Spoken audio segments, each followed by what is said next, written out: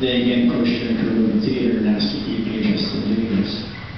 So that was 10 years ago, and here we are now producing the 10th annual Art of the City Festival. I can talk a little bit about that from a personal level, about the impact that it certainly had on me. And Savannah might have a few words on that too. So without further ado, let's give a big warm hello and thank you to Michael Clegg for being the visionary around launching the community plan. This is what you're doing. Thank you, Terry, and boy, so good to see everyone. Many unknown since that community play journey. And I was thinking about some words when I was coming here about this community that really describes why not only the community play was a huge success, but why the festival is here and going from strength to strength. There's 3 words. 1 is talent, 2 is imagination, and 3 is courage.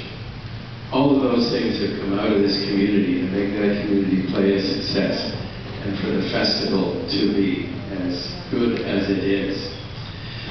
There are a couple of other, more than a couple of other, of course, but some of the other ingredients I'd just like to touch on. First, Terry and Savannah. Let's give them a round of applause.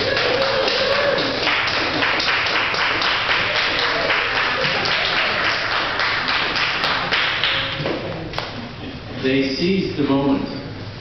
Persistent, stubborn, imaginative as well, determined, and incredibly patient and diplomatic, and a real talent in drawing out the best of people. So on behalf of everyone, I really want to thank you.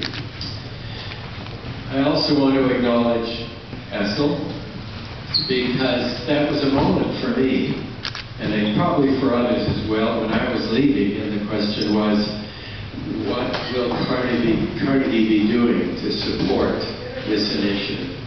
And Essel, you just moved so seamlessly into it, not just with the festival, but with the arts, putting your own identity and stamp of support on it. So thank you as well. Very special. So I'll just conclude with a couple of stories and an observation about the community now. We had several close calls with the artists in the play itself. One not many people knew about, but we were running the anniversary celebrations all year, but we hit the summer and we ran out of money. And the question was, how were we going to finance this? And there were a wonderful group of people far, far behind the scenes that came in. They were already there, but they made that extra effort. One was Philip Owen, just finished a term as mayor of Vancouver.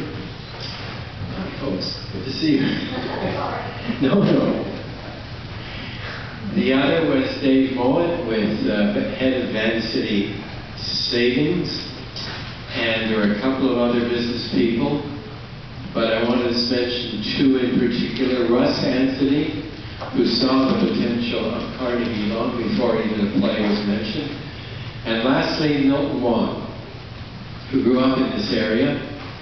And I was trying to raise money for this event to begin with. And Milton was a great philanthropist. I contacted him, but he said, not right now, Mike, I'm really busy. And finally I wrote him a letter and I said, Milt, this could be the end of a wonderful friendship, but we need it. And so I knew we needed $50,000 to get started. And I talked to another business friend. I said, how do I do this? And he said, well, what you need to do is to say, Milt, do you know 10 people that could put in $5,000 each? So Milt came over, we met over there at the Ovaltine, and I rehearsed it.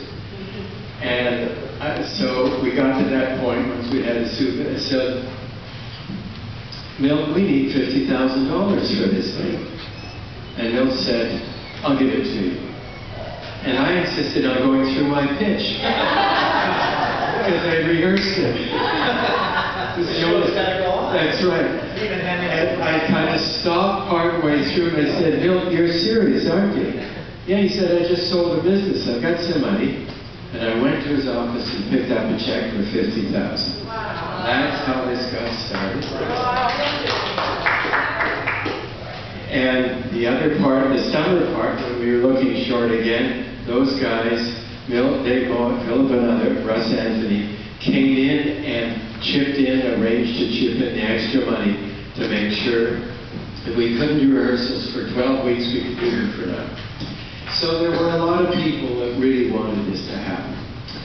And I just conclude by saying that this community remains incredibly challenged. We all know that. We know it well. But what the play and the festival represent are what the arts can do like few other ways of expressing. They tell a story. They give the voice. They advocate the social justice. They tell why people believe in the downtown east side and why it's important. And I don't think there's any more single important way than the arts.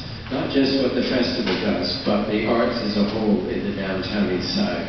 But the festival is certainly the flagship of that. And it's also the other productions that Terry and Savannah and you have been part of. So congratulations, and the show goes on. Thanks.